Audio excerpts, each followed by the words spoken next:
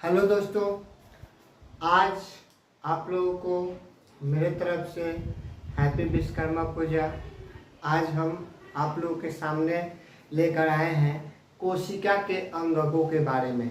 ठीक है, तो आज हम अपना पूरा वीडियो कोशिका के अंगकों के बारे में ही करेंगे और नेक्स्ट टॉपिक में आप लोगों को या नेक्स्ट वीडियो में जब भी लाएंगे तो एक एक कोशिका के अंगक के परिभाषा के साथ आपको वीडियो लेकर आएंगे। तो पहले समझ लेते हैं चित्र के माध्यम से ये कोशिका के अंदर कौन से कोशिकांग होते हैं। तो देखिए, हमने एक जंतु कोशिका का चित्र लिया है और इस चित्र में आप लोगों को बताने की कोशिश किए हैं कि कौन कौन से अंगक इसमें होते हैं। तो आइए सबसे पहले देखते हैं कोशिका झिल्ली। ये सबसे ऊपरी जो आवरण दिख रहा है इसे हम लोग कोशिका झिल्ली के नाम से जानते हैं। और कोशिका झिल्ली जो होती है वह दो झिल्लियों से घिरी होती है। हालांकि दिखती एक है, लेकिन जब आप माइक्रोस्कोप के द्वारा इसे देखिएगा, ठीक है, तो इलेक्ट्रो माइक्रोस्कोप के द्वारा तो इसे देख सकते हैं आसानी से। और ये जो होती है, ये झिल्ली जो होती है वह अर्धपरागमय होती है, यानी ये झिल्लियां जो होती है वह एक दूसरे कोशिका की झिल्ली से ऐसे जुड़ी होती है। और जुड़ी होने के कारण क्या होता है कि कितने इसमें अंदर क्या है, कोशिका द्रव भी है। तो ये कोशिका द्रव जो होता है ये पूरे जितने भी कोशिकांग आपको दिख रहा है, ये कोशिकांगों को एक जगह रखने में मदद करता है या इन्हें टकराने भी नहीं देता है। अतः इसमें कोशिका झिल्ली भी होती है और कोशिका द्रव भी होता है। अब इस कोशिका झिल्ली और कोशिका द्रव के बीच में ये सब अंगक जो होते हैं एक जीवित कोशिका को जीवित रखने के लिए। एक जीवित कोशिका को जीवित रखने के लिए इनमें ये कोशिकांग होते हैं और ये कोशिकांग जो होते हैं वह पूरे जंतु के शरीर का निर्माण करने में सहायक होते हैं। तो हमने देखा कोशिका झिल्ली और कोशिका द्रव के बारे में।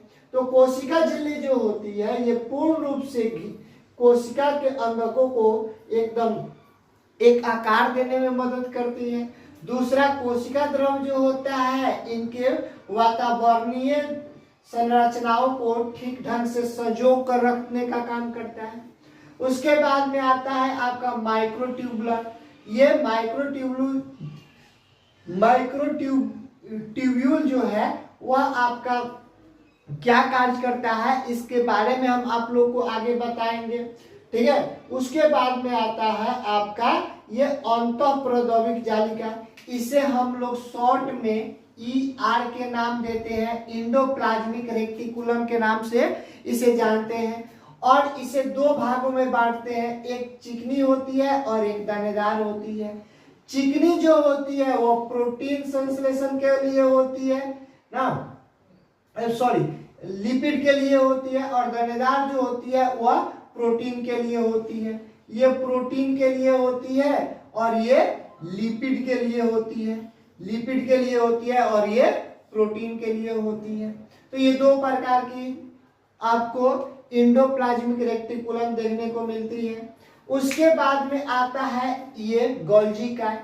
तो गोल्जी काय क्या होता है इसके बारे में, हर एक अंगक के बारे में आप लोगों को वीडियो बना कर आप लोगों को हर अंगक के परिभाषा के साथ इसके कार्य वर्क सब के बारे में हम लोग बताएंगे।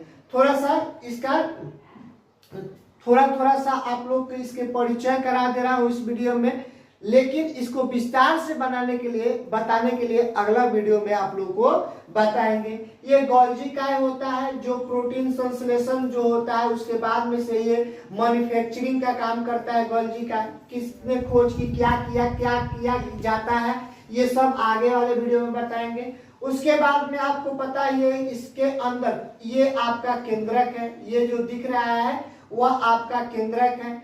और केंद्रक के ये जो बाहर जो छोटे छोटे छिद्र जैसे चीजें दिख रही है इसे केंद्रक झिल्ली कहते हैं, जो इस लिक्विड में कनेक्टिव रहती है।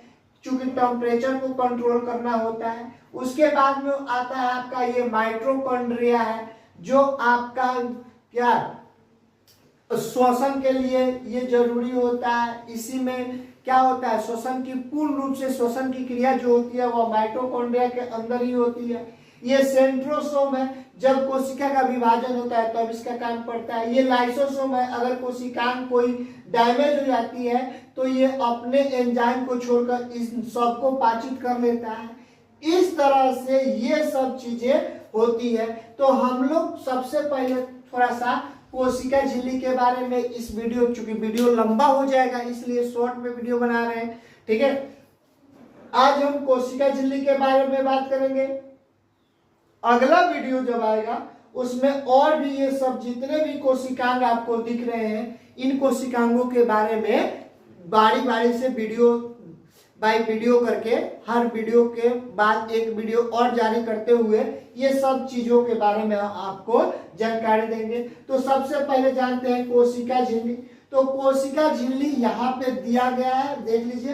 देखिए कोशिका झिल्ली जो होती है यह कोशिका को निश्चित आकार एवं सहायता प्रदान करती है, पहले ही बता दिए थे आपको ना। जंतु कोशिका में यह सिलिया, देखिए जंतु कोशिका स्पेशल, हालांकि जंतु कोशिका में सिलिया का होना जरूरी होता है, बट सिलिया हर जगह नहीं होता है, ठीक है। इसका कुछ खास कार्य होता है सिलिया का। जैसे देखिएगा सिलिया और फ्लैजिला जो होता है, सिलिया और फ्लैजिला जो होता है प्रचलन अंग है, और ये छोटे छोटे बैक्टीरिया में और कवकों में भी इसे देखा जाता है ना। तो ये प्रॉपर जो मिलेंगे फ्लैजिला या सिलिया जो होगा वह आपका जंतु कोशिका में ही मिलता है। तो ये सिलिया और फ्लैजिला ना बनाने में मदद करता है। उतना ही नहीं, माइक्रोविलाई आदि का भी निर्माण ये कराता है। उसके साथ साथ ये लिपिड और प्रोटीन का बना होता है, ठीक है। दो हिस्सा आपका प्रोटीन का होता है और एक हिस्सा लिपिड का होता है। ये आपका जो झिल्ली दिख रहा है जिसे कोशिका झिल्ली कहते हैं, ये झिल्ली आपका लिपिड और प्रोटीन का बना होता है। आपके हर एक एग्जाम में जो पूछता है वह यही से क्वेश्चन पूछता है कि जो कोशिका झिल्ली बनी होती है वह किसकी बनी होती है, तो कोशिका झिल्ली लिपिड और प्रोटीन की बनी होती है। पूछ देता है कि प्रोटीन की हिस्सेदारी कितनी होती है, तो प्रोटीन की हिस्सेदारी जो होती है 2/3 होती है, यानी दो हिस्सा जो होता है वो प्रोटीन होता है और एक हिस्सा जो होता है वो आपका लिपिड होता है, ठीक है।